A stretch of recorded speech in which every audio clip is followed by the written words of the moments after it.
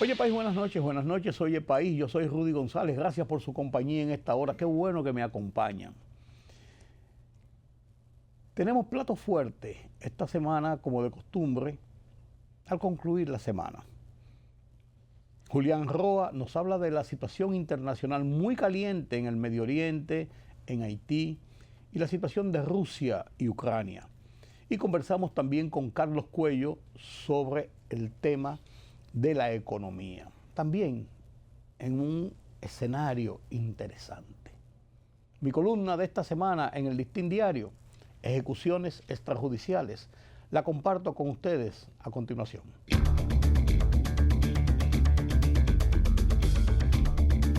A principios de los 80, ante una de esas oleadas de violencia policial, la gente pegó el grito al cielo y ante la queja, el presidente Jorge Blanco bajó la línea, como me dijo en su momento un ex jefe de la policía, de que los agentes dejaran de matar en las calles y los que se vieran involucrados serían arrestados, investigados, traducidos a la justicia y casi seguro perderían la ropa. Ante la orden amenaza, los policías en las calles miraban para otro lado, me comentó el ex jefe cuando se veían en medio de una confrontación con presuntos delincuentes. Los antisociales se crecieron y la criminalidad aumentó y la gente entonces se quejó por ello. Se cuentan jefes de la policía de línea dura y civilistas. Los nombres se conocen, los hechos los tipifican. Y se dice que desde dentro de la misma policía, cuando se quiere calentar a un jefe policial, le tiran unos muertos en los pies. Los informes anuales del Departamento de Estado de Estados Unidos, desde los 90, recuerdo, acusan a la policía dominicana de protagonizar ejecuciones extrajudiciales. Los informes han sido rebatidos por la autoridad y refrendados por las organizaciones de derechos humanos. Se dice que en esos informes el Congreso norteamericano sustenta la asistencia económica al país. La muerte a tiros de 5 hombres en Santiago fue mucho con demasiado, como dice el refranero. Wilson Camacho, procurador encargado de persecución del delito, dijo que el caso de Santiago fue una ejecución extrajudicial. 11 policías están presos y enjuiciados. ¿Influirá esto en la acción policial cuestionada en los últimos tiempos por el uso de la fuerza letal en las calles? No tengo la respuesta. ¿Me ayudan?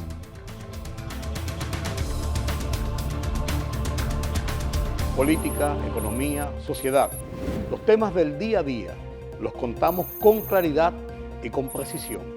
Recuérdate que el INTEVI se aumentó a un 18 para bajarlo a un 16. Sí. Una libertad de prensa que ellos no manejan y de expresión. Hay una especie de experiencia frustrada de la OEA en Haití. En Oye País, información veraz, periodismo con valor. Oye País, de lunes a viernes a las 12 de la medianoche por Color Visión. Siempre lo mejor. Periodismo de investigación, columnas, opinión, análisis, reportajes de fondo. Hora por hora, una completa plataforma multimedia. Periodismo con valor. Noticias horaporhora.com.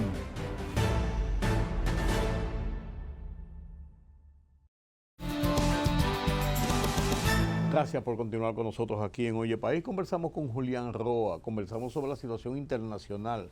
¿Qué está pasando en el mundo? Y esto de Hamas y Israel, esto no termina. Hemos dado pasos de avance, ahí se están buscando las formas, por lo menos se está conversando, se ha hablado de un eventual acuerdo y tiene sus altas y bajas. Vamos a ver, lo principal es ojalá que cesen estas hostilidades, que liberen los rehenes y después la parte política será otra cosa. Mientras tanto, se para esta carnicería deslocada que que uno vio cuando comenzó y no sabe cuándo va a terminar, precisamente en la fecha en que se cumplen 2 años de esta situación. Converso con Julián Roa sobre este tema. Buenas noches, Julián. Buenas noches, don Rudy. Qué bueno que está con nosotros de nuevo aquí, justamente Sí, en este día. así es. Un día de la desgracia, aquella incursión del grupo Hamas a parte del territorio de Israel, sobre todo a los kibbutz cercanos a la Franja de Gaza, cerca de 1.500 personas fallecidas y cerca de 300 secuestrados. Una verdadera Desgracia. sí, una desgracia y un acto de terrorismo condenable por todo el mundo, innegablemente.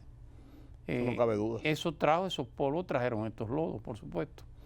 La reacción de Israel fue primero de pánico, porque hay que decir algo, en esa incursión que hizo Hamas a esos pueblos judíos, a esos kibbutz, que son una especie de pueblos agrícolas, secuestró lo que estaba en la calle, pero a algunos le prendió fuego dentro de las casas y a otros inclusive los asesinó dentro de las casas. Fue una verdadera pesadilla para los judíos de aquel entonces y sobre todo en un concierto de jóvenes. De jóvenes. Eso fue. Que no entendían inicialmente dónde salían los disparos. Al final se dieron cuenta que fue una incursión palestina, una incursión de Hamas a esa cercanía, a esa frontera. ¿Cuál ha sido la consecuencia? Como les decía, primero de miedo, luego de mucha tristeza y por último de rabia. La reacción del Estado judío, de todo el pueblo, no solamente de sus autoridades, fue buscar y sancionar a los culpables de esa gran tragedia. A sangre y fuego. A sangre y fuego. Bueno, de hecho, aquel entonces, las expresiones de Benjamín Netanyahu fue de que podrán huir, pero no esconderse en ninguna parte. Eso han pasado 2 años ya, exactamente. Oye, parece que 2 fue ayer. años. La incursión de Israel a Gaza ha sido devastadora. Ha sido desproporcionada, hay que decirlo. Inicialmente se intentó negociar con Hamas, fue un acto torpe de Hamas el año pasado, usted recuerda, donde en unas negociaciones se iban a entregar a los rehenes judíos, a los vivos y muertos. Varios murieron en cautiverio y Hamas lo hizo de una manera horriblemente mal. Parecía que era una fiesta nacional que estaba haciendo y la indignación del pueblo judío fue peor todavía. Fue peor. En vez de disminuir esa rabia, esa ira del gobierno, lo que hizo fue acrecentarla. Y la verdad es que ha sido desproporcional todo el ataque.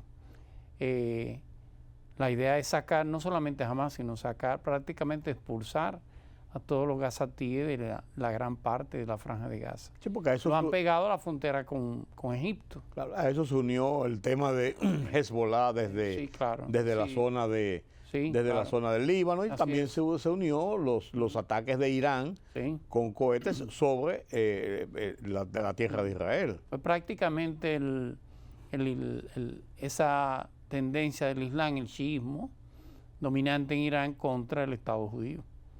La reacción ha sido prácticamente devastadora para Gaza, hay que decirlo. Es el que más ha sufrido. Gaza lleva por encima de los 60.000 muertos ya.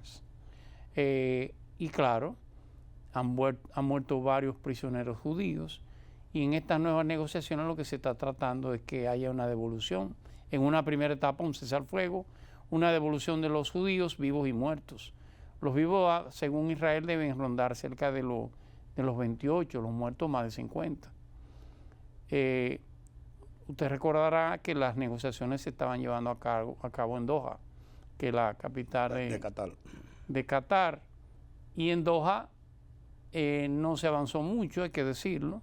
Bueno, se consiguió ese primer cese al fuego y esa intención por parte de Hamas de entregar los prisioneros y sucedió aquello que acabo de relatar. Pero Israel entonces bombardea Doha de una manera muy quirúrgica, inclusive mata al hijo del principal negociador del grupo Hamas. Ya había asesinado en Teherán, en la toma de posesión del presidente iraní, a Ismail Haniyeh, que era el líder máximo de Hamas, y luego asesinó también en Qatar al segundo. O sea que prácticamente eliminó al mediador, que en este caso era Qatar, es parte de los Emiratos Árabes, pero que mantiene una posición más cercana a Irán que más cercana al sunismo de Arabia Saudita. Casi todo el mundo de los Emiratos Árabes está muy cercano y está liderado por Arabia Saudita. En el caso de Qatar es como la piedra, los que miran hacia Irán. Y por supuesto allá se encuentra todo el gobierno cívico, el gobierno del grupo Hamas.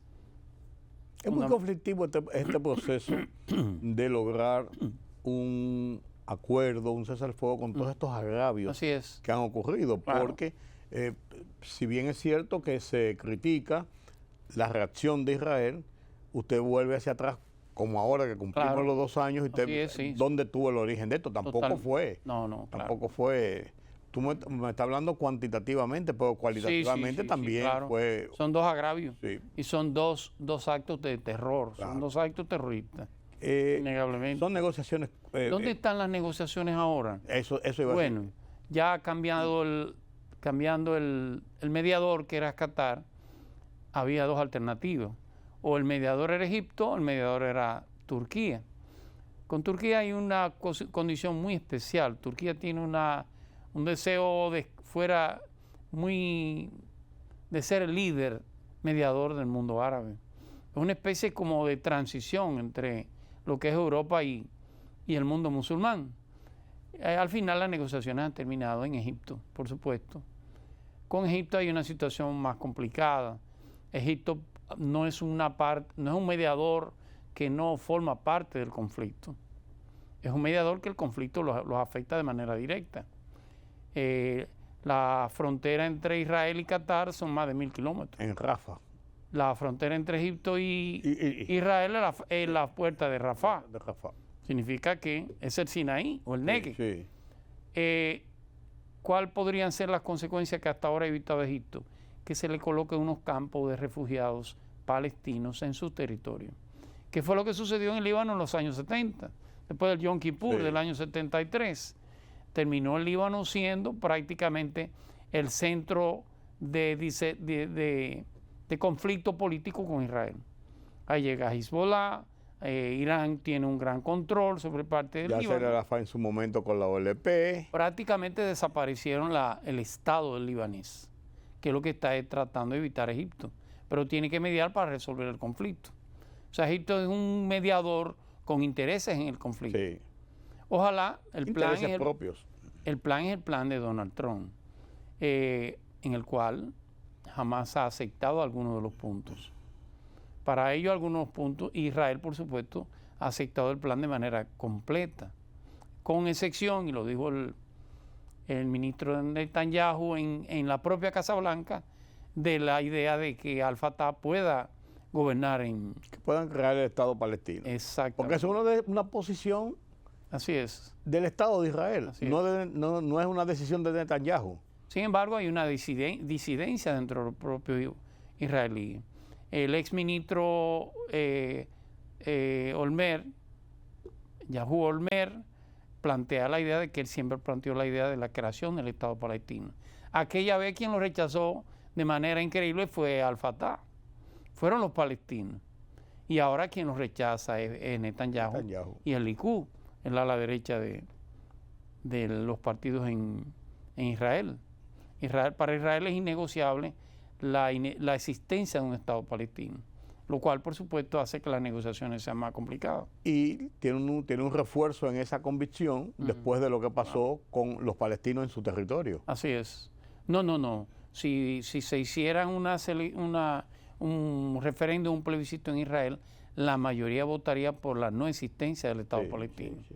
Esa es la verdad, porque está muy reciente la tragedia eso reafirma más esa posición. Totalmente. Aunque, si en algo está claro el pueblo judío, es que quiere terminar la guerra. Y si para terminar la guerra hay que aceptar el Estado palestino, está dentro de sus posibilidades. Claro, con muchos condicionantes. Cada día el territorio palestino es más pequeño. Sí. Ya Gaza es más pequeña. Lo que es la Cisjordania, los asentamientos ilegales judíos son cada día más. inclusive autorizado por el primer ministro, lo cual prácticamente sería muy difícil la creación de un estado con tan poco territorio. Y no es un territorio segmentado, hay estados que tienen 500, 1000 kilómetros cuadrados. Gaza tiene alrededor de 600 kilómetros cuadrados. Pero tienen más posibilidades porque Gaza está de frente al mar y la Cisjordania de frente a Siria. O sea, que tienen una frontera que si son acogidos pueden tener una mejor participación. Así es. Pero es un conflicto que no le veo una solución a corto plazo. Yo creo, en mi interpretación de las cosas, de que este es un conflicto de tantos años, de tanto tiempo, claro. y este es un episodio dentro de un conflicto que yo no creo que vaya a terminar con este episodio. Claro que no. Yo creo que este episodio va a terminar lo que está pasando ahora, pero es un conflicto que todavía va para muy largo. Claro. Y yo no sé hasta qué punto los demás países de la región árabe, de los musulmanes, va a tener la misma incidencia o incidencias similares de la que ha tenido antes sobre el Estado de Israel, incluyendo el caso de Irán. Claro, claro. El mundo gira en pos de los mercados. Generalmente las grandes potencias se han establecido alrededor de los mercados de mercancía y de productos, de la negocio. riqueza, Sí, de negocio, para que lo entendamos. El próximo mercado del mundo es el Índico, es el mar de China, es esa zona, es Australia, que de una manera u otra han ido enriqueciéndose cada día más y cada día son mayores, reclaman mayores productos. La India es el país con mayor población del mundo. Significa que Europa, nos guste o no, Europa y parte de América van a pasar a ser un mercado secundario. Nos guste o no. De consumidores importantes, por así decirlo. Correctamente. Entonces, las próximas décadas la lucha va a ser por quien controle el Índico, quien controle todo ese océano asiático fundamentalmente. Y todos esos países. Y el tema del Asia Central y el tema de América van a seguir siendo secundarios. Eso no es tan lejos. Sí. 50, 60, 100 años. Eso es mañana para los chinos, que ya sí se están preparando para esos mercados. Por eso establecen esa famosa ruta de la seda. La ruta de la seda es la entrada a esos mercados, fundamentalmente. Cómo tener un mecanismo de transporte más rápido, más viable y con mayores acuerdos en los países que van a formar parte de ella. Definitivamente eso es así, Julián. Yo creo que estaremos viendo todavía muchos conflictos en Medio Oriente con episodios. Y yo creo que es un episodio más. Haití. ¿Qué va a pasar en Haití? Porque hay como que hubo mucha efervescencia con la resolución, con las cosas, y como que entramos ahora en la realidad. ¿Cómo se va a hacer esto? ¿Cómo se va a organizar esta situación? Mientras tanto, Haití sigue bajo la presión de la situación de las bandas, la situación interna en que no terminan de ponerse de acuerdo los mismos actores políticos. ¿Qué va a pasar ahí? Yo quisiera pensar que esta decisión de Naciones Unidas vaya a llevar algún tipo de esperanza. Que vayan firme. Muy bien, se aprobó. ¿Quiénes serán las tropas que van a formar esa? Sí, porque los americanos dicen que no van a ellos no van a aportar soldados. No lo va a hacer Estados Unidos. Canadá no tiene una tradición de intervención, ni militar ni de ningún tipo. Canadá es uno de los países que se ha mantenido más al margen de los conflictos internacionales. Parece que no vive en América. Sí, parece. Tiene que recordar que es parte de América, pero parece que no vive en América. Y los países que pudieran participar están en conflicto con Estados Unidos. El caso de Brasil tiene una sanción ahora mismo, una sanción arancelaria y un conflicto frontal con los Estados Unidos y con la política norteamericana. México no creo que esté en condiciones de eso, además de su principio de respeto al principio internacional de no intervención. Venezuela ni pensarlo. Colombia va a ser difícil conformar una fuerza, y no una fuerza de paz de Haití, es una fuerza contra los grupos delincuenciales. Así está. Es una fuerza policial. Así está endosado en el encabezado de ese acuerdo. Entonces, la solución de eso tendrá que ser eminentemente militar. financiera. Sí, y militar. ¿Dónde podrían estar esos soldados? Dentro de Haití, fundamentalmente. El gran problema es la ausencia de representación política en Haití. Eso cada día es más pequeño. Cada día los que pudieran representar a Haití son cada día más escasos. Haití tuvo una época de gloria hasta los años 90 de un interés político marcado. El mismo Jean-Bertrand Aristide, que se ha mantenido al margen de todo esto. Gerard Pierre Charles, el propio Víctor Benoit. Usted podría mencionar una playa de verdaderos dirigentes políticos. Pero después, ¿a qué tuvo como sucesión? Michel Martelly, un cantante, el bananero. Un bananero, un dueño de tienda de motores, de repuesto de motores, esas cosas así. Cada día Haití se ha degradado más en términos de su representación política. Y es tan poco que ya esos grupos delincuenciales, el origen es un origen político, pero ya tienen luz propia, tienen cabeza propia. Sí, ya ellos se sienten empoderados. Y por supuesto, la nación que decida no es entrar a Haití, es cómo salir de Haití. La nación que decida conformar esa fuerza sabe que la va a dejar allá 10 o 15 años. O pueden ser los mismos Estados Unidos con los contratistas, los mercenarios. Bueno, pero ya no es el Estado norteamericano. No, pues digo con los mercenarios. Por eso digo que hay muchos de ellos allá establecidos. El apoyo tendrá que ser eminentemente financiero. Sí. Pero no veo un país que se vaya a arriesgar a meter unas tropas de Naciones Unidas para la pacificación de Haití. Pues ese grupo de esos mercenarios. ¿Cuáles son, perdóneme, una de las consecuencias que he visto? La posibilidad del retiro de ayuda a Haití. Hay uno de los programas de Haití que es el HOPE, ¿cómo se llama? Se llama HOPE así mismo. El HOPE Health, que tiene todo, es una especie de BCI, un pequeño, dentro del marco de la iniciativa de la Cuenca del Caribe, de lo cual Haití no formó parte. Claro. Esto es como un adendum de eso. Ni de tampoco del Tratado de Libre Comercio. Por supuesto. Entonces, esa zona franca que se hizo una especie de híbrida, mano de obra haitiana, inversión dominicana, y el cliente norteamericano, tiene que ver con este tema de la emisión del acuerdo de Naciones Unidas. Imagínense una zona como la frontera, que hasta ahora está tranquila. Yo le dije que el foco de rebeldía es en Puerto Príncipe y su alrededor, del MAC, el mismo Petionville. Pero Haití tiene zonas totalmente tranquilas, pacíficas, que tiene una vida normal. Que ni se enteran de lo que está pasando en la capital. Totalmente. Pero tiene una falta de liderazgo. Los norteamericanos han presionado con algunos de los empresarios. Los han apresado en Miami, le han quitado las cuentas, pero la verdad es que no le ha dado resultado. Haití es un verdadero dolor de cabeza. Yo pienso que yo siempre he pensado desde que se habló precisamente de esto, de la conformación de una fuerza decisoria, militar decisoria, para resolver el problema. Sí. Y la presencia de los mercenarios en Haití era exactamente eso. Un grupo mercenario apoyado por Estados Unidos porque son norteamericanos, pero que van a buscar elementos de acción en muchísimos países. En Europa hay un montón de mercenarios franceses, y por todos esos sitios, por los Balcanes y por donde quiera. A veces nosotros tenemos la idea de que lo que se piensa en el Pentágono, se piensa en el Departamento de Estado, no es lo más correcto. Usted recuerda cuando se colocó a la salida de Jean-Claude Duvalier en el año 89. Una de las medidas que se tomó fue la eliminación del ejército haitiano. Sí, claro. ¿Cuál fue el resultado? De los famosos Leopardo, no había quien enfrentar a esa gente en la calle. Se desbarató el Estado. Claro. Y no quiero yo decir que un dictador es mejor que un demócrata, pero donde usted puede establecer una democracia. Un dictador en Haití pacifica Haití, nos guste o no. A sangre y fuego. Y usted entonces se tomaría un tiempo para poder sembrar y cultivar una democracia haitiana. Pero la verdad es que sin orden no hay manera.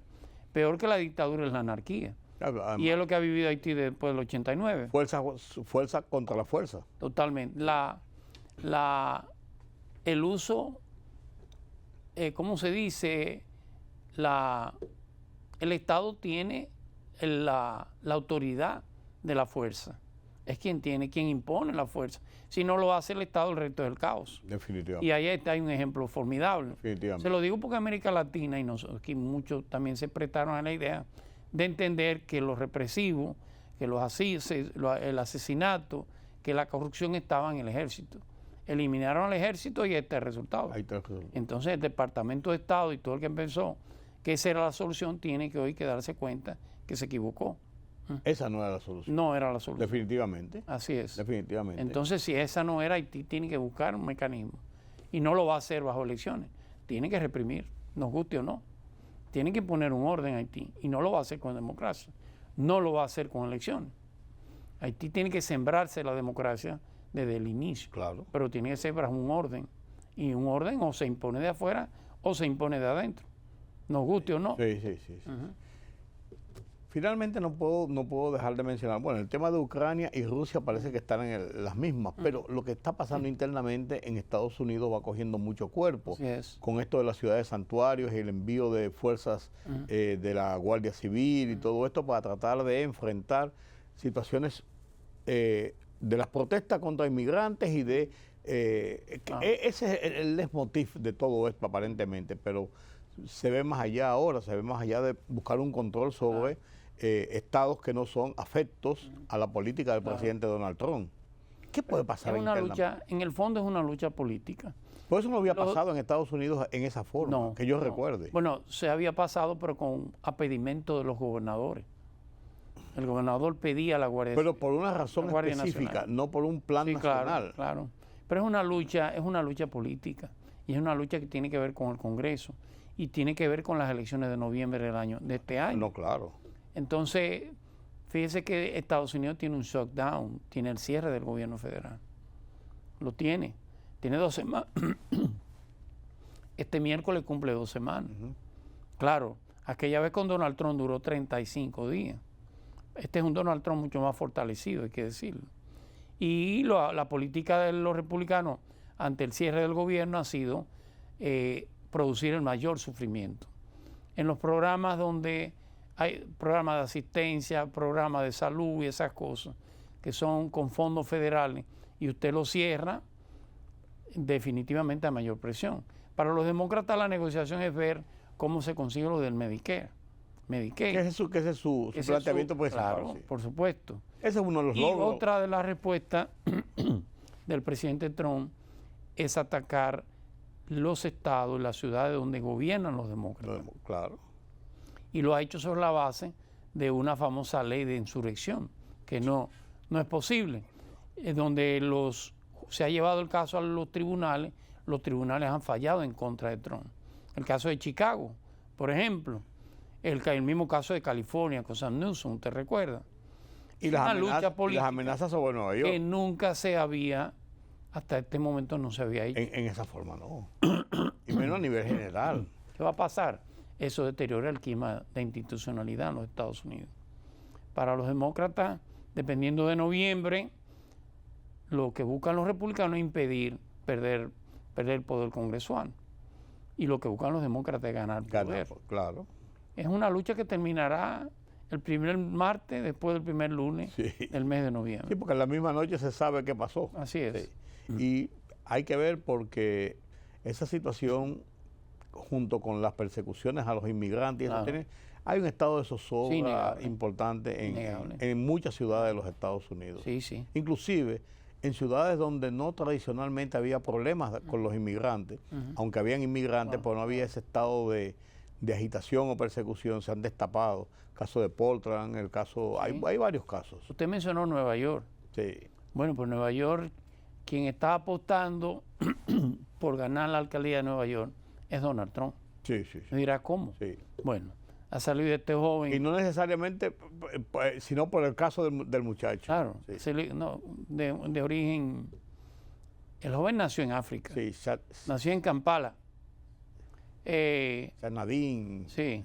Nació en África, se ha desarrollado en Nueva York, viene desde concejal y ahora tiene todas las posibilidades de ganar. Ganó la candidatura demócrata y tiene todas las posibilidades de ser el nuevo alcalde. Sí. ¿Qué ha hecho Trump? Tenía dentro de alguien que perdió dentro de los demócratas, como fue el caso de Eric Adams, el actual alcalde, corrió aún como independiente. Donald Trump lo desmonta para apoyar al ex gobernador Mario Cuomo y ver cómo le gana a este joven musulmán, declarado musulmán, orgulloso de ser musulmán, pero que todo indica que ganará la alcaldía. Sí. Es una manera de los demócratas influir sobre las decisiones de un estado tan los republicanos, de un estado tan demócrata como es el estado de Nueva York. Sería un golpe para Donald Trump Sí. que le gane las elecciones. Bueno, ya ha amenazado con quitarle los fondos federales. Pero sería un golpe porque Nueva York es Nueva York, tiene una representación importante y trascendente en los procesos electorales, junto con California y junto con otros estados. Lo peor de eso es que Donald Trump es una especie de alguien que habla mucho y los resultados no se ven. No ha mejorado la economía, no ha mejorado la seguridad, no ha resuelto los problemas que se iban a resolver de un día u otro. Todas esas negociaciones internacionales no ha resuelto ninguna de ellas y ha empeorado la situación económica en los Estados Unidos. Definitivamente. Entonces es una pesadilla que terminará en 2 años. Este ha sido un repaso de lo que está pasando en el mundo internacional, las noticias internacionales, desde el caso de lo que ocurre en Medio Oriente hasta lo que está pasando en Haití y en Rusia. Sí, señor. Julián Roa nos ha acompañado como cada semana analizando la política internacional. Continuamos después de la pausa. La libertad solo reside en los estados en los que el pueblo tiene el poder absoluto. Por el respeto a los valores democráticos y la dignidad del pueblo dominicano, El Rumbo de la Tarde, plural, objetivo, comprometido siempre con la verdad. Con Georgie Rodríguez, Rudy González y Ramón Colombo. Los poderosos ya están en el aire.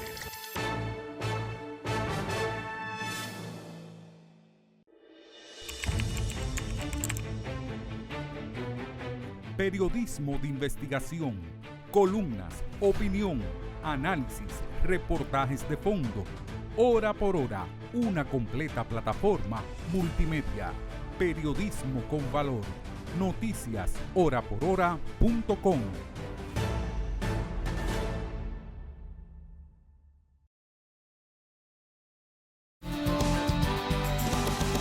Gracias por continuar con nosotros aquí en Oye País. Como les anunciaba antes de la pausa, conversamos sobre la economía. Y la economía en estos días está basada en muchas tensiones, hay informaciones y todo ya se habla nueva vez de reforma fiscal, pero en lo que se habla de esas cosas, nada en concreto, sino informaciones sueltas, siguen llegando las informaciones sobre el manejo, el caminar de la economía ya llegando al final de este año. Y el Banco Central acaba de emitir incluso su informe sobre el estado de la inflación para el mes de septiembre. Y con eso comenzamos este recorrido sobre la situación de la economía en República Dominicana con nuestro analista Carlos Cuello. Buenas noches, don Carlos. Buenas noches, don Rudy. Nosotros habíamos anticipado antes que el mes de septiembre probablemente se iba a ver impactado por el nerviosismo cambiario. Claro, recuerda que claro. fue un mes de los pocos meses que tú y yo recordemos, ¿no? Donde dentro del mismo mes la tasa se modificó en más de 200 puntos. Claro. Pero de todos modos, el índice de precio al consumidor, según la medición del Banco Central, reporta que la inflación para el mes de septiembre, ya el noveno mes del año, fue de 0.34. Recuerda que en agosto fue de 0.71, el más alto, lo que va del año, ¿no? Venía de un 0.31 incluso. Claro, claro.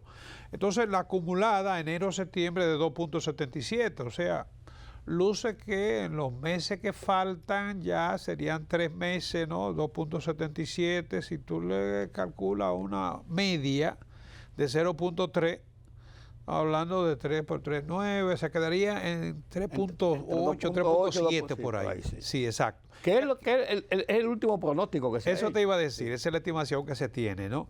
La inflación interanual, 3.76, ¿no?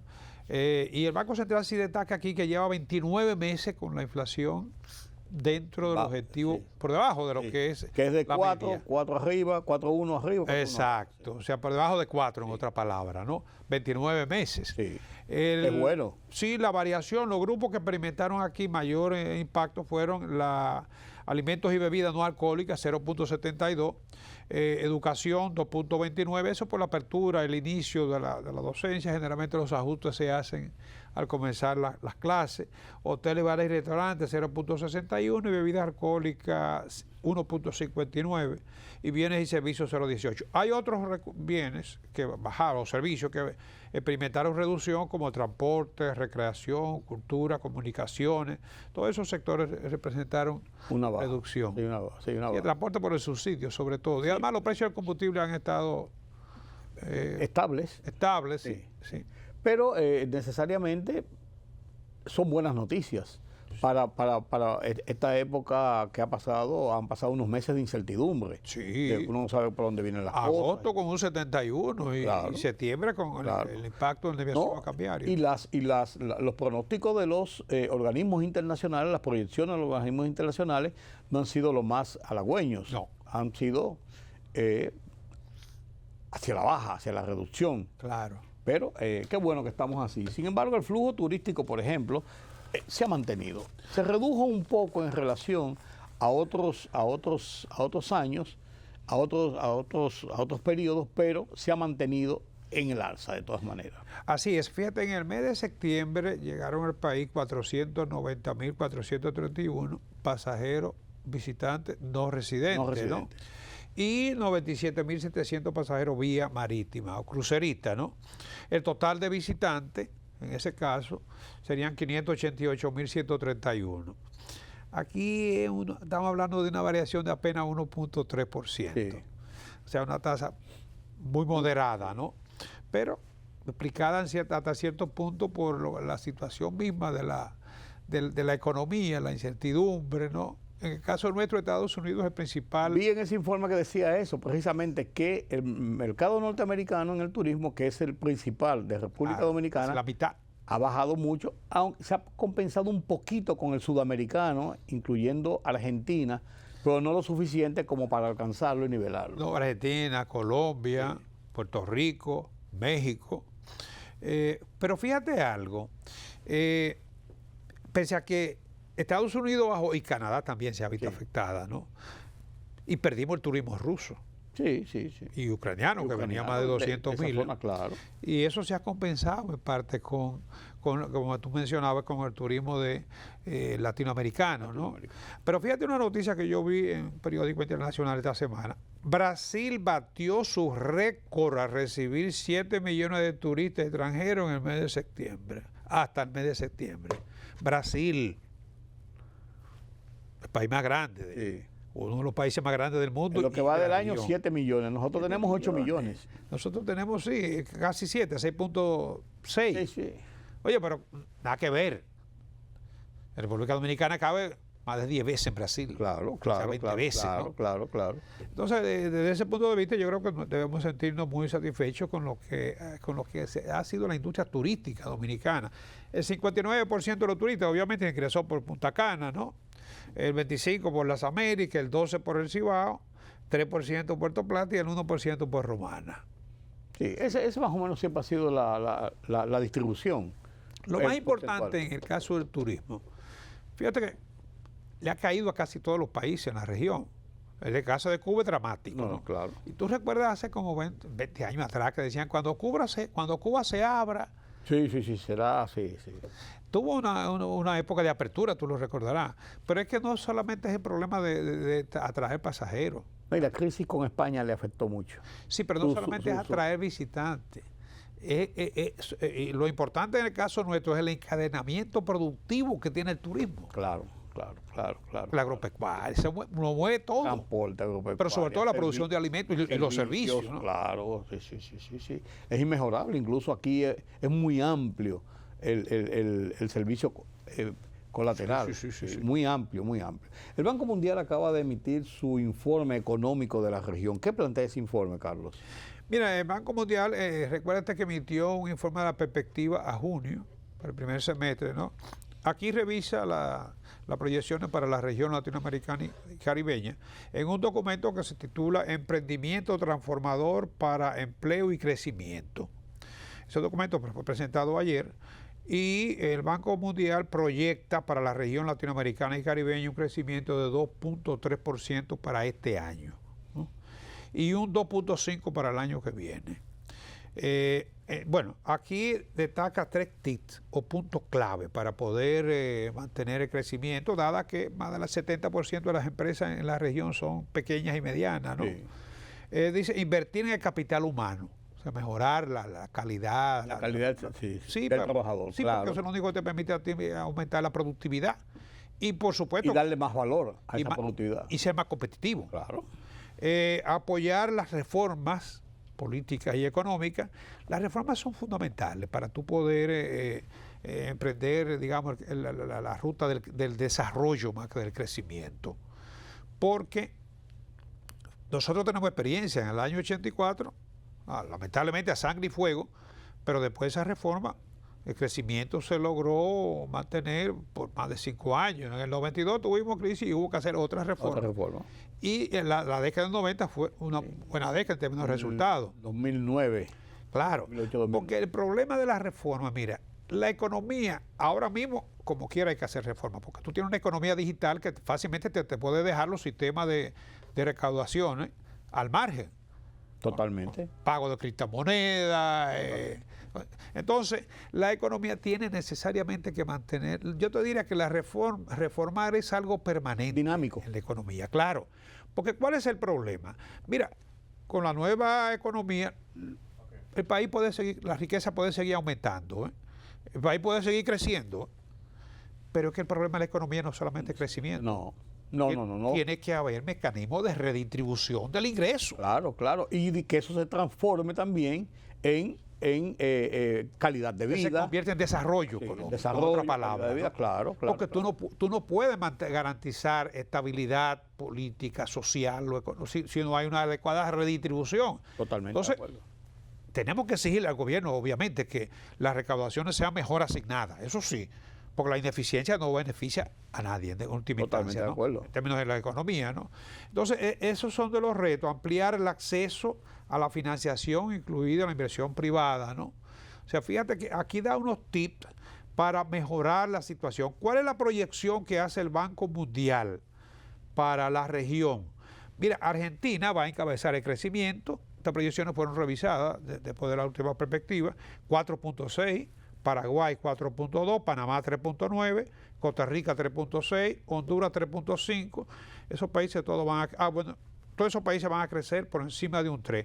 República Dominicana le proyecta un 3 todavía el Banco Mundial. Sí, séptimo revisada, lugar. exacto. Pero fíjate que la región es 2.3. Sí. Como región. Claro. Claro. O sea que vamos a esperar a ver ya qué nos dice este último trimestre. Sí. Que es un trimestre interesante porque hay una motorización comercial y de flujo de dinero en las calles por la proximidad de la Navidad. Claro. Sí, que es el de más movimiento, diría yo. Sí, hay un elemento no deseado que es la presión sobre el nivel de precio, pero fíjate que hasta ahora en 2.77 lo que tenemos a septiembre, o sea que un poquito más de aumento en lo que es el nivel de precio. Como compensación, un mejor crecimiento es deseable. Es deseable. Bueno, no es malo por lo menos. No Por es eso, malo. exacto. La pobreza se reduce. Un seminario esta semana, seminario de alto nivel, el fortalecimiento del sistema de protección social y la inclusión laboral de la República Dominicana. No sé si tuviste que la directora de programa social decía que en República Dominicana habían salido de los programas, no sé si algunos salidos, otros sacados, más de 380,000 personas. Sí, no, ella dice salido indicando que pasaron a un nivel mejor, fuera de la claro. pobreza, claro. Claro, o sea, y aquí hubo una intervención de un economista de la CEPAL que dice que República Dominicana va por muy buen camino y que de mantener esa tendencia podría entrar en los países de ingreso alto. Ahora mismo estamos en ingreso mediano, ¿Cuánto medio estamos? alto. ¿Cuánto estamos? 12. Medio alto. Bueno, fíjate que la pobreza en República Dominicana, y ese es un dato que él resalta, bajó de un 23 a un 18. La media en América Latina está en un 26.8. Sí, 20 y pico, sí. Y la pobreza extrema está en 10. O sea, estamos hablando de que son 170 millones de personas la pobreza en América Latina y el Caribe. Sí. Y en el caso nuestro, como te digo, con un 18% de pobreza y un per cápita que ¿Cuánto es ya el per cápita? está por encima de los 12,000. De 12 es lo que te decía. Sí, $12,000. Sí, $12,000. O sea, estamos entre los primeros 6 o 7 países en la región, per cápita, ¿no? Entre 5 y 6 por ahí Sí. nos manejamos. Sí, sí. Panamá tiene menos PBI que nosotros, pero tiene una población que es la mitad. Sí, claro, son 3 millones de personas. El caso de 4. Uruguay también, Sí. el caso de Ecuador. Entonces, según él, una de las cosas, de la fortaleza de la economía dominicana y que le permiten hacer esta afirmación es que con todo y eso, mira, en los últimos 10 años, con todo lo accidentado que ha sido esta década, ¿no? El crecimiento promedio sigue por encima del 5% para la República Dominicana. Sí. Entonces, Pero, sí. de mantenerse esa tendencia y obviamente de lograrse una mejor redistribución. La región apenas ha crecido en esta década en un 1%. 1%. Entonces, eso no es que esté garantizado. Tenemos que nosotros hacer cosas para que se puedan seguir mejorando. Y que en el tiempo se sostengan. Sí, sobre todo garantizar la estabilidad política, social, económica, que depende de muchos actores. ¿Qué tú has oído, Carlos, en tus conversaciones privadas sobre los planes de reforma fiscal? En estos días se ha hablado mucho y este miércoles incluso Magín estuvo en un programa de televisión, en un panel en Telemicro y hablaba de que eso no se está trabajando en eso, que se puede decir se está haciendo un proyecto, pero que más tarde o más temprano habrá que llegar a algo Qué así. bueno que usted lo ha dicho, porque yo no acostumbro revelar cosas privadas en los medios. No, pues él lo planteó porque se está diciendo mucho, incluso el Listín Diario publicó un trabajo muy amplio de Cándida Costa en ese sentido. Yo creo que se están creando las condiciones. Es lo que a mí me parece, Y él para ha- poner el tema. Y él ha estado muy activo. La necesidad la sabemos que está Sí. ahí. Entonces, el tipo de reforma es donde viene el asunto, ¿no? Y yo vi esa declaración de él. Y me luce que, como te repito, se están creando las condiciones porque necesitamos resolver Sí. el problema del déficit, del endeudamiento, ¿no? Y se están dando incluso De la baja inversión, como él y decía. se están dando tips de lo que Claro, podría hacer. sí, porque es que el nivel de inversión baja no apoya lo que son, las metas de crecimiento y el desarrollo económico. Al contrario, la retrae. Claro, La retrae. claro. Con un buen camino y te topa con ese muro. Es te un retrae. escollo. Claro que sí. Gracias por acompañarnos en este conversatorio con Carlos Cuello, como cada semana aquí analizando la política económica del país. Mañana tenemos una cita nueva vez aquí en Color Visión, a esta misma hora. Yo soy Rudy González. Pasen un feliz resto de la noche. Nos vemos mañana.